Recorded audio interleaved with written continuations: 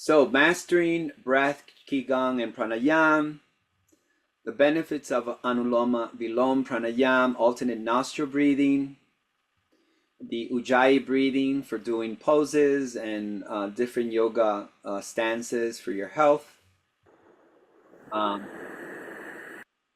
And we're here where we're talking about deep breathing and the Great Lock. I'm going to demonstrate a little bit of what's called the deep breathing. So deep breathing, there are three main bandhas. Those are the locks I was mentioning in the previous slide, or energetic locks. They run along the spinal column. So there's three: Mula at the base of the spine, Udiyana at the belly, inside the center of the belly, and Jalandhara, which is at the throat. And when you combine all these three, it's called Mahabandha. Maha means great lock. So they help purify and remove blockages and harmonize and balance the self. Bandhas temporarily halt the flowing of blood. So when released, there's an increased flow of fresh blood. So this flushes away the old dead cells and activates the organ to strengthen, renew, and rejuvenate as circulation is bolstered. But be very mindful before going into some sort of holding breath or doing these type of exercises. Always check with your health provider. Especially, it's not recommended to hold the breath if you suffer from high blood pressure. Okay, so keep that in mind. Always check with your health provider before engaging. So this is part of that. Exhaling. And then I'm closing the bandhas. If you notice,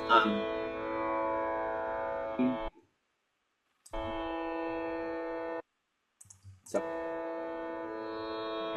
bandha, udiyana, mula bandha. Okay, and some yogis can really pull the belly button all the way deep inside. Okay, so another breathing technique, which I've never gotten a chance to master, but my daughter did. I don't know, she was like born to be a yogi. She learned it so fast. Okay, and this is called, what is the Nauli Pranayama. So Nauli is one of the kriyas, or purifying technique. Preliminary purification used in yoga. This exercise claimed to serve the cleaning of the abdominal region, like the digestive organs, small intestine, and is based on a massage of the internal belly organs by a circular movement of the abdominal muscles. So what are the spiritual benefits of Nauli Kriya? It increased mental clarity. Some people believe that because Nauli Kriya stimulates the solar plexus or Manipura chakra, which I mentioned at the beginning. The Manipura chakra is a storehouse of prana or energy. It increases mental clarity and reduces brain fog. So this is a technique. She was very natural. I don't know how she learned it, but this is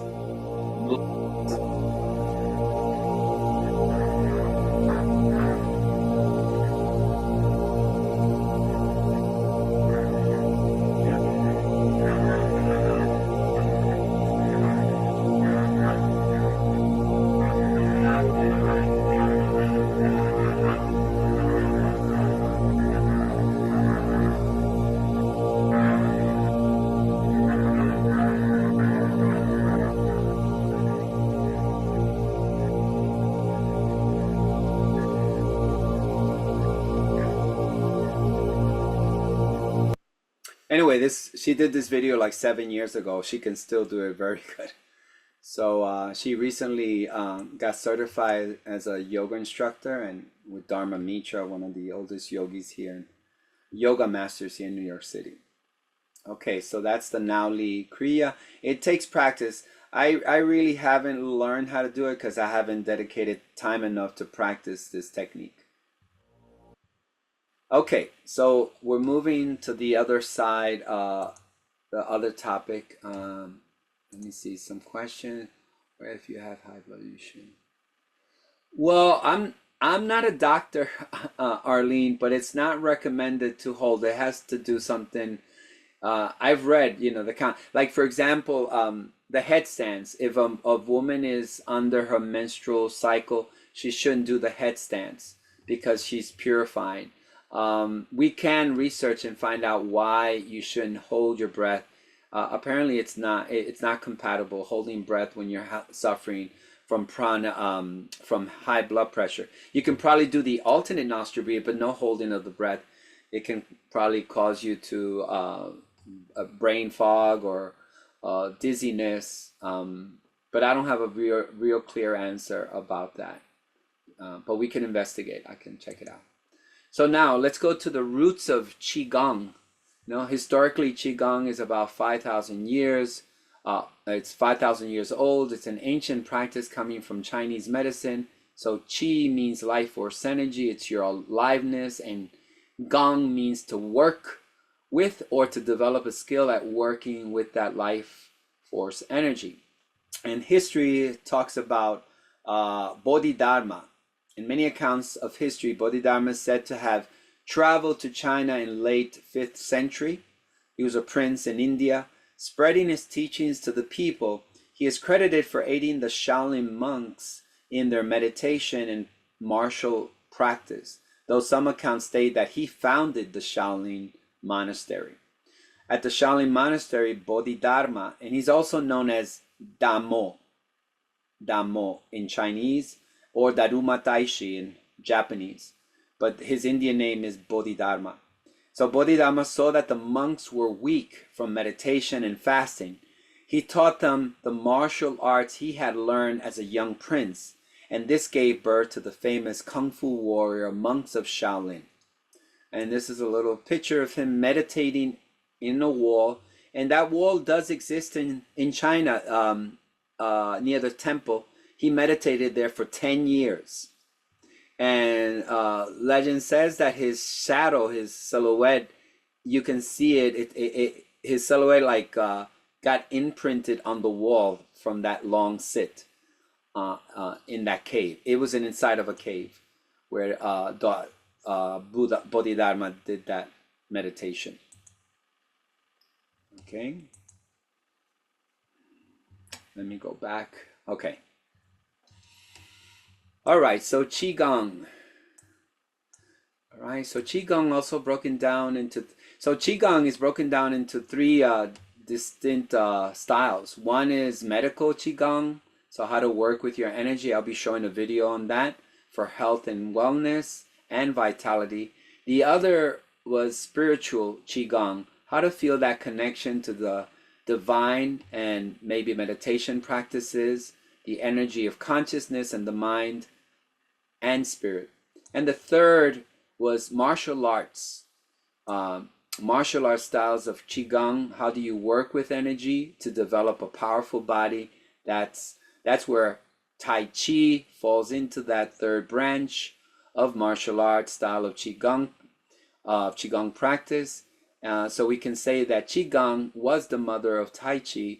It gave birth to Tai Chi practice for martial arts application.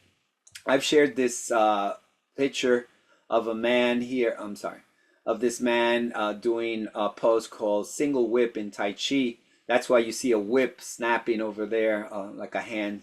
So the energy is connected to the dantian, that little pulley you see in the center, and the whole body is connected, the lower extremities with the upper extremities. The intention, you see his vision, he's focused, he's conscious. It's a moving meditation, so you're moving energy through the body.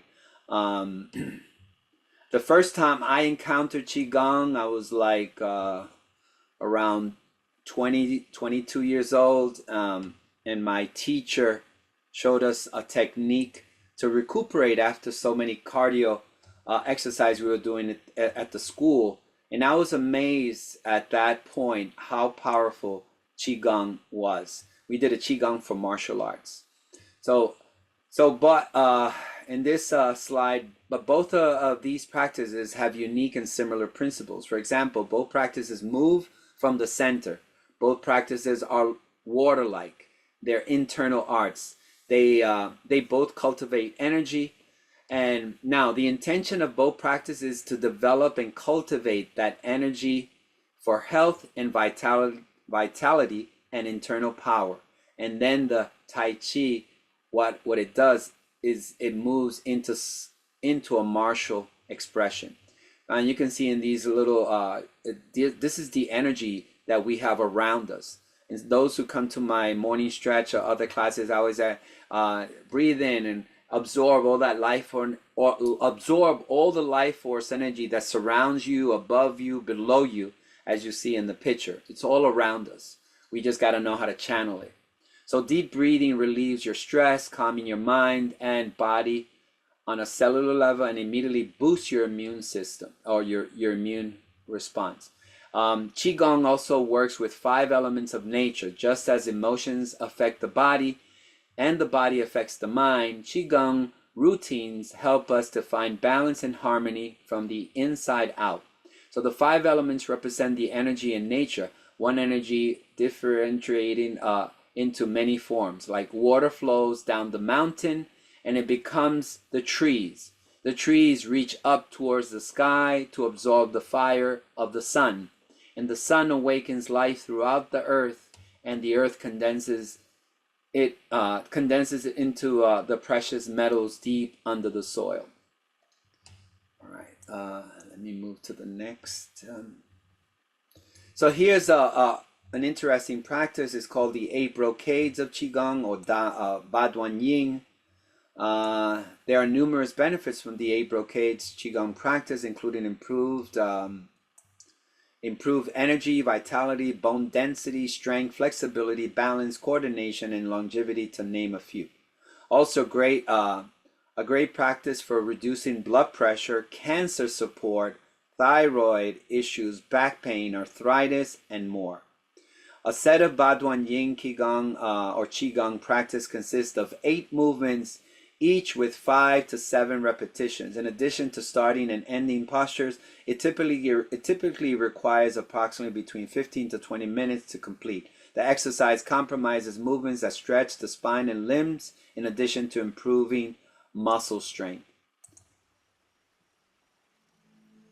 So this is the sequence in fast forward. 2 hands support the heaven.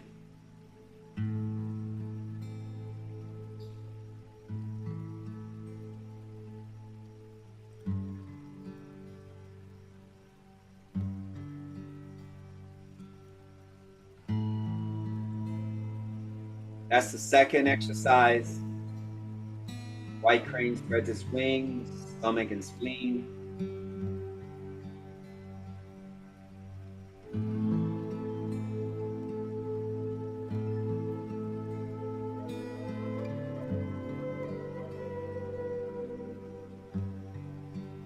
The warrior pulls the bow, liver, heart, and lungs.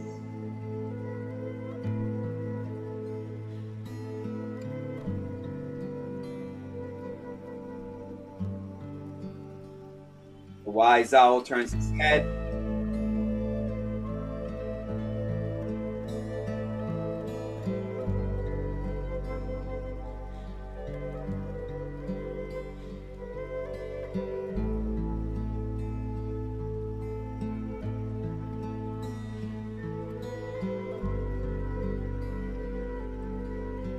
Bear wags its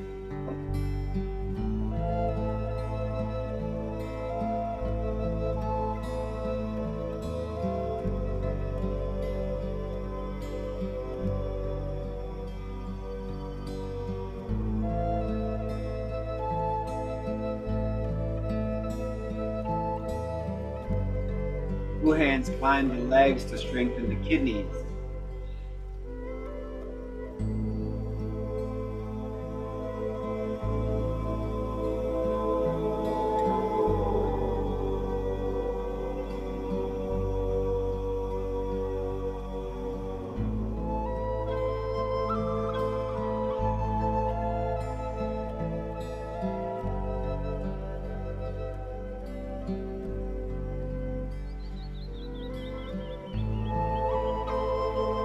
Punching an angry gaze.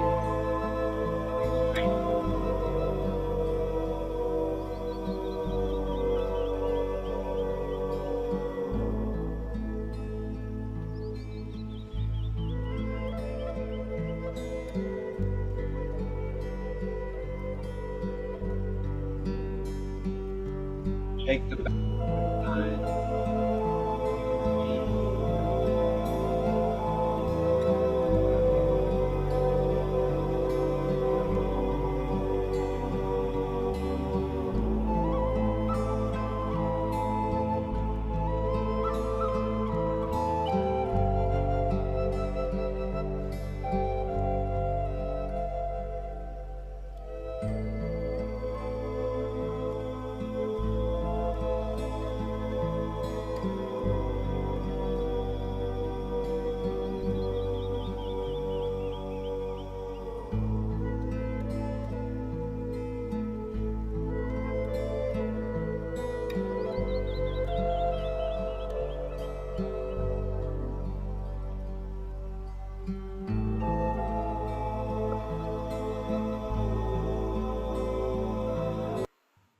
Okay. So I did one very slow so you can see, and then the whole. So each exercise should be done between 5, 7, and maybe 11 times, depending how much time you have available. All right, so here's the next one is called 18 Tai Chi Qigong. The Shibashi, the Tai Chi Qigong Shibashi 18 movement is a modern Qigong form combining elements from Yang form Tai Chi and more traditional breathing and movement exercise from Qigong. So the routine combines slow, deliberate movements, meditation, and breathing exercise, and can be done in one place, standing or seated. The benefits of Shibashi include boosting the immune system, improving flexibility, strengthening bones, reducing blood pressure, improving balance, strengthening muscles, tendons, ligaments, and stress relief. The whole body always moves together slowly, continuously, and harmoniously. So I did a very fast. That's a warm up. It's just a warm up. Actually, that's recorded from a class I taught. I think that's on the YouTube channel.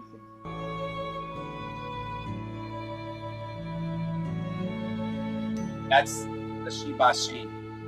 Different exercise. That's number 2. That's number 3. And it's done slow. It's not that fast. 4, 5, 6, 7, 8,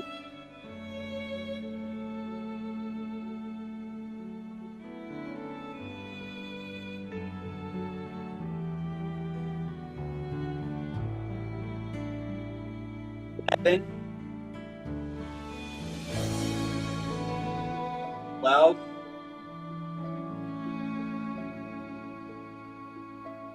13,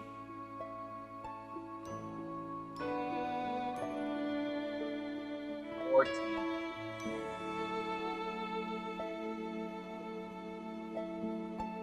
15. So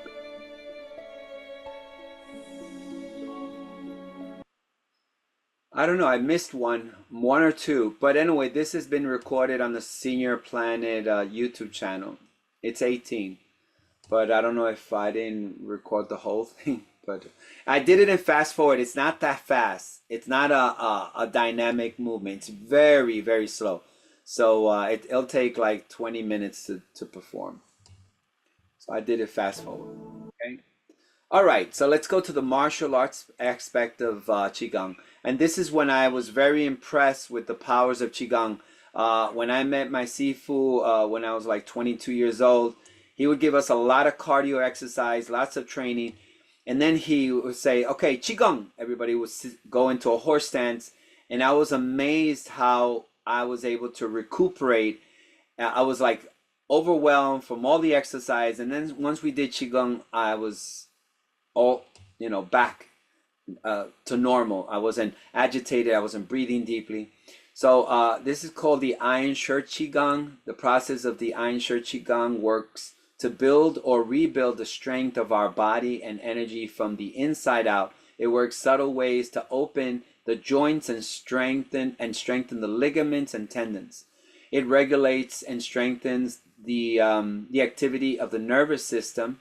It tones the circulatory system to better support healthy internal pressure and flow through the body. It creates flexibility, flexible dynamic strength through the whole body, as well as the tissues work together to find optimal alignment and to efficiently support load and withstand force. So sometimes you see like the monks getting hit or strike, they can create this iron shirt, which they call that Qigong. If you do it in a horse stand,